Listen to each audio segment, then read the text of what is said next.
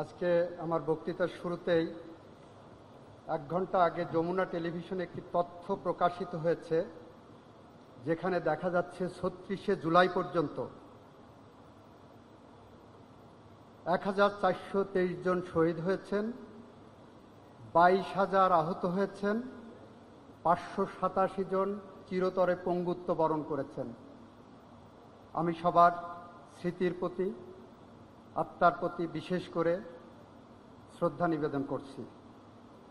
প্রিয় সুধী, বিচার বিভাগীয় কর্মকর্তাদের উদ্দেশ্যে আয়োজিত বাংলাদেশের মাননীয় প্রধান বিচারপতি মহোদয়ের অভিভাষণ অনুষ্ঠানের এ মহেন্দ্রক্ষণে উপস্থিত বাংলাদেশের মাননীয় প্রধান বিচারপতি ডক্টর সৈয়দ রেফাত আহমেদ, আইন, বিচার ও সংসদ বিষয়ক মন্ত্রণালয়ের মাননীয় উপদেষ্টা জনাব অধ্যাপক ডক্টর আসিফ নজরুল, যিনি আমার শিক্ষক ছিলেন, এখনও আছেন, সুপ্রিম কোর্টের আপিল বিভাগ ও হাইকোর্ট বিভাগের মাননীয় বিচারপতিবৃন্দ, বাংলাদেশের বিচারালয়ের হৃৎপিণ্ড হিসেবে বিবেচিত অধস্তন আদালতের বিচার বিভাগীয় কর্মকর্তাবৃন্দ, প্রিন্ট ও ইলেকট্রনিক মিডিয়ার সদস্যবৃন্দ, সাংবাদিকবৃন্দ এবং উপস্থিত সকলকে সালাম ও শুভেচ্ছা। বিশেষ করে সালাম জানাচ্ছি বাংলাদেশের বিচার বিভাগ সংস্কার কমিশনের প্রধান হিসেবে যাকে নিয়োজিত করা হয়েছে, আমাদের এই অঙ্গনের এক সময়ের অত্যন্ত শ্রদ্ধাভাজন বিচারপতি জনাব শাহ আবু নঈম মমিনুর রহমানকে। সুধীবৃন্দ, আজকের অভিভাষণ অনুষ্ঠান শহীদ আবু সাইদ, মুগ্ধ, ফায়াজ সহ অসংখ্য ছাত্র জনতার রক্তের সিঁড়ি বেয়ে এসেছে। তাদের সকলের প্রতি আমার গভীর শ্রদ্ধা, ভালোবাসা এবং সালাম। অনেকের আত্মত্যাগ, অনেকের পঙ্গুত্ব বরণ, অসংখ্য মানুষের নির্যাতিত হওয়া দুঃসহ গল্পের বিনিময়ে আমরা নতুন এক স্বদেশ পেয়েছি। গোটা জাতির মতো আমিও তাদের কাছে ঋণী। প্রিয় সুধী, আপনারা জানেন বর্তমান সরকার কোনো রাজনৈতিক দল কিংবা জোটের সরকার নয়। এই সরকার বাংলাদেশের আপামর জনসাধারণের অংশগ্রহণের মধ্য দিয়ে অর্জিত জুলাই বিপ্লব কিংবা জুলাই অভ্যুত্থানের ফসল, যার মূল অবয়ব হল ফ্যাসিস্ট বিরোধী সকল দল, মত, পথ, জনতার সরকার।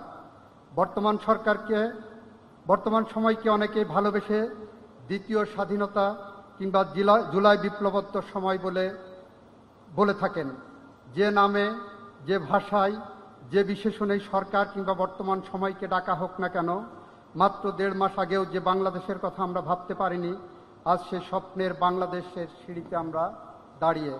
ডিজাইন, এলিগেন্স, বিউটি, সেরা পণ্য সবার জন্য জেভিকো। প্রিয় সুধী, আপনারা জানেন বিগত 1.5 দশকের মতো সময়ে খুন, গুম, মামলা, হামলা, দমন, পীড়ন ও লুটপাটের মাধ্যমে নাগরিকদের ন্যূনতম মানবাধিকার কিংবা ভোটের অধিকার ছিনিয়ে নেওয়া হয়েছিল। বিভিন্ন দেশীয় এবং আন্তর্জাতিক সংস্থার তথ্য অনুযায়ী 2009 সাল থেকে 2024 সালের 36 জুলাই পর্যন্ত 4000-এর বেশি মানুষ আইনশৃঙ্খলা রক্ষাকারী বাহিনীর হাতে বিচার বহির্ভূত হত্যাকাণ্ডের শিকার হয়েছে। 700-র বেশি মানুষ গুমের শিকার হয়েছে। 60 লক্ষাধিক মানুষ গায়েবী মামলার আসামি হয়েছিল। কথা বলার স্বাধীনতা, সভা সমাবেশের স্বাধীনতা এবং মৌলিক অধিকারসমূহ হরণের মাধ্যমে বিরোধী মত দমনের নিকৃষ্টতম ইতিহাস রচিত হয়েছিল। সেই দুঃসময় আমাদের বিচার বিভাগ ন্যায় বিচারের ঝান্ডা তুলে ধরতে ব্যর্থ হয়েছে। হয় দর্শকের ভূমিকা পালন করেছেন, নয় নতজানু অবস্থান নিয়েছিল বলে জনধারণা আছে, যা আমরা অত্যন্ত দুঃখের সাথে লক্ষ্য করেছি। আপনারা জেনে আনন্দিত হবেন যে 36 জুলাই থেকে আজ পর্যন্ত বাংলাদেশের কেউ বিচার বহির্ভূত হত্যাকাণ্ডের শিকার হয়নি, যার মূল কৃতিত্ব যেতে পারে আমাদের শ্রদ্ধাভাজন শিক্ষক আসিফ নজরুলের নেতৃত্বের প্রতি। মামলা দায়েরের ক্ষেত্রে ভিকটিম ফ্যামিলি কিছু ক্ষেত্রে আইনি গণ্ডি অতিক্রম করেছে বলে আমরা লক্ষ্য করেছি, এবং সেই বিষয়ে আমি উদ্যোগ নিয়ে জনমনে ভীতি দূর করতে আমার শিক্ষকদের কাছে আহ্বান রাখার ফলে সরকারের নিকট বেশ কয়েকটি পদক্ষেপ আমরা গ্রহণের সুপারিশ করেছিলাম আমার অফিস থেকে। তার একটি ছিল মামলা হওয়া মানে গ্রেপ্তার নয়, যার ফলে জনমনে অনেক স্বস্তি ফিরে এসেছে ইতিমধ্যেই। প্রিয় সুধী, আমি বিশ্বাস এবং প্রত্যাশা করি নতুন সরকারের অন্যতম প্রথম প্রতিশ্রুতি হবে একটি স্বাধীন সার্বভৌম বিচার ব্যবস্থা এবং সে বিষয়ে বর্তমান সরকার বদ্ধপরিকর। ছাত্র জনতার স্বপ্নের বাংলাদেশ বিনির্মাণের পথে এটি হবে মূল ভিত্তি। তবে সে লক্ষ্য অর্জনের সর্বাগ্রে প্রয়োজন বিচারকদের মানসিক স্বাধীনতা, নিজেকে স্বাধীন ও সার্বভৌম মনে করা, প্রজাতন্ত্রের সার্বভৌম ক্ষমতার মালিক মনে করা, যা প্রত্যেক বিচারকের মৌলিক দায়িত্ব বলে আমি মনে করি।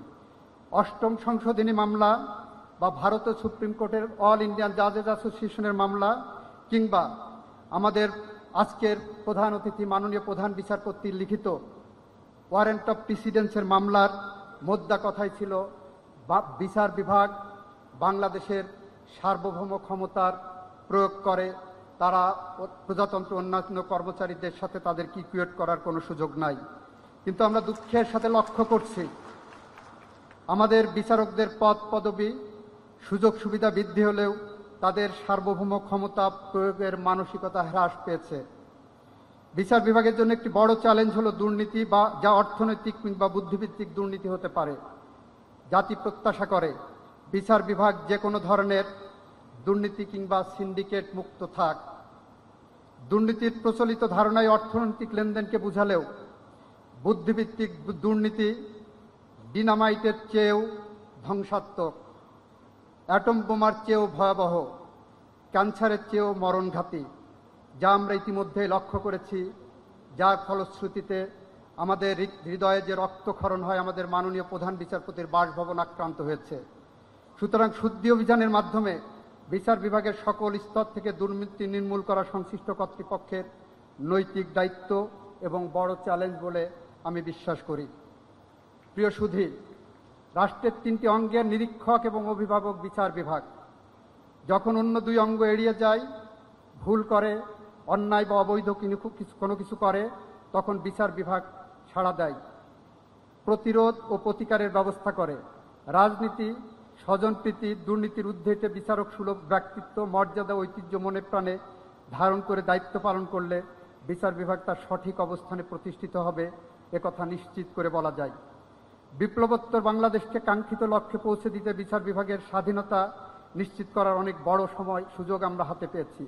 আসুন আমরা জাতির স্বপ্ন পূরণের এই সুযোগকে যথাযথভাবে কাজে লাগাতে এগিয়ে যাই অপার সম্ভাবনার পথ ধরে। প্রিয় সুধী, সর্বাবস্থায় আইনের শাসনকে মূল্য দিতে হবে। লর্ড ডেনিং বলেছিলেন, তুমি যত উঁচুই হও, আইন তোমার ঊর্ধ্বে। সুতরাং কেউই আইনের ঊর্ধ্বে নয়।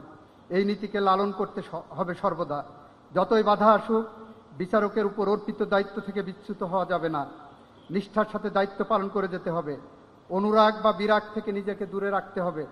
বিচারক সত্য মিথ্যার মিশ্রণ থেকে সত্যকে ছেঁকে তোলার কাজটি করেন। এভাবেই সত্য ন্যায় বিচার প্রতিষ্ঠিত হয়। এজন্য নিজেকে প্রথম সততার প্রশ্নে মানোত্তীর্ণ হতে হবে। একজন বিচারকের জন্য সততা ও নিষ্ঠার বিকল্প নেই। ন্যায় বিচারের সওগাত বিচার প্রার্থীদের দোরগোড়ায় পৌঁছে দিতে হবে আপনাদেরকেই। বিকল্প বিরোধ নিষ্পত্তির কার্যকর করতে হবে। প্রবেশন অফ অফেন্ডার্স অর্ডিন্যান্স 1960-এর বিধান কার্যকরে সচেষ্ট হতে হবে, যা মামলা জট কমানোর জন্য একটি সর্বোৎকৃষ্ট পন্থা হতে পারে। আশা করি সেদিকে আপনারা লক্ষ্য রাখবেন। প্রিয় সুধী, আদালতের কর্মঘণ্টার যথাযথ ব্যবহার নিশ্চিত করা আমাদের দায়িত্ব। যথাসময়ে রায় ও আদেশ প্রকাশ, নিয়মিত সাক্ষ্য গ্রহণ এবং পড়াশোনার মাধ্যমে সর্বোৎকৃষ্ট প্রতিকার নিশ্চিত করা অবশ্য কর্তব্য, যা জনভোগান্তি কমাবে। বাংলাদেশ সুপ্রিম কোর্টের আদেশ প্রতিপালনে কোনো শৈথিল্য প্রদর্শন কাম্য নয়। কিছু ক্ষেত্রে দেখা যাচ্ছে ইচ্ছাকৃতভাবে অথবা ভুলক্রমে উচ্চ আদালতের আদেশ এড়িয়ে যাওয়া হচ্ছে। এটি কোনোভাবেই গ্রহণযোগ্য নয়। জামিনযোগ্য ধারা আসামির জামিন আবেদন উপেক্ষা করা আইনসম্মত নয়। এক্ষেত্রেও আসামি জামিন পাওয়ার অধিকার রাখে। আবার বড় মাপের অপরাধের সুনির্দিষ্ট অভিযোগ থাকা সত্ত্বেও জামিন দেওয়ার ঘটনা দেখা গিয়েছে। সে বিষয়ে অবশ্যই সতর্ক থাকা এবং আইন অনুযায়ী কর্তব্য পালন করা জরুরি বলে আমি মনে করি।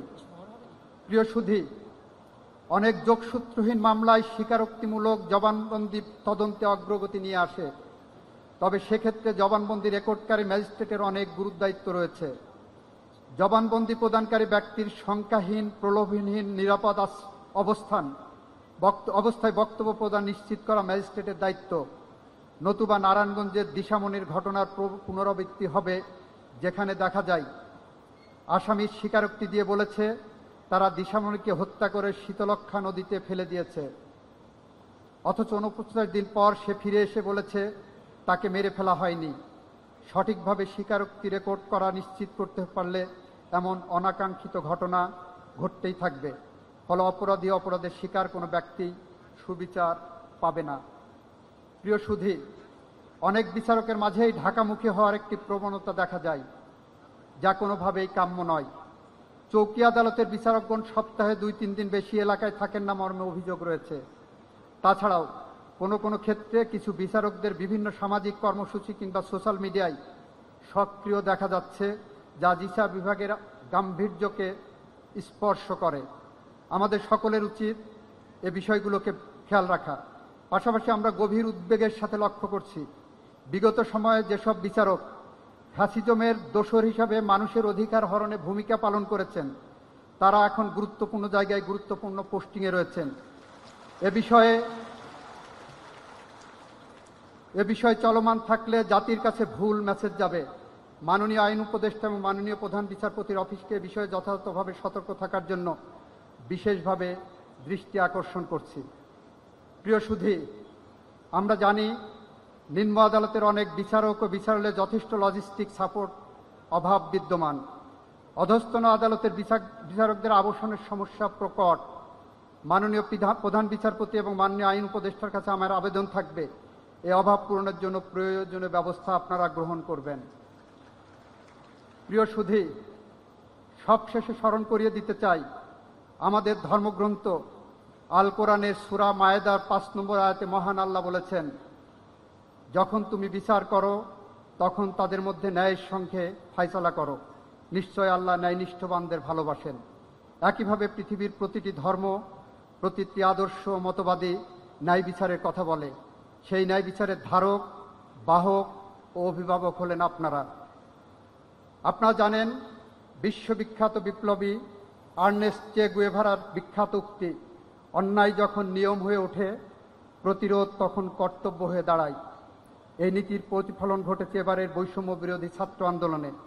সেই আন্দোলনে ছাত্র জনতা কর্তৃত্ববাদ, স্বৈরাচার, নৈরাজ্যবাদীদের পতন ঘটিয়েছে। ঘন কালো মেঘে ছেয়ে যাওয়া অন্ধকারাচ্ছন্ন বাংলাদেশকে রক্তের লাল রঙে রাঙিয়ে আধারের বুক চিরে আলো ঝলমল নতুন এক বাংলাদেশ এনে দিয়েছে আমাদের বীর ছাত্র জনতা। তারা এক নতুন দিগন্তের সূচনা করে দিয়ে গেছে আমাদের জন্য। এখন আমাদের কর্তব্য হলো নতুন বাংলাদেশকে অর্থবহ করে তোলা, স্বাধীনতার প্রকৃত স্বাদ মানুষের কাছে পৌঁছে দেওয়া। যেমনভাবে গ্রিক দেবতা প্রমিথিউস অলিম্পিয়ান থেকে আগুন চুরি করে এনে মানুষকে দিতেন, আপনারা হয়ে উঠুন একজন প্রমিথিউস। বাংলাদেশে বিচার বিভাগ স্বপ্নীল সাজে সেজে উঠুক, নতুন রঙে রঙিন হোক। ভ্যান গগ কিংবা পিকাসোর রং তুলিতে নয়।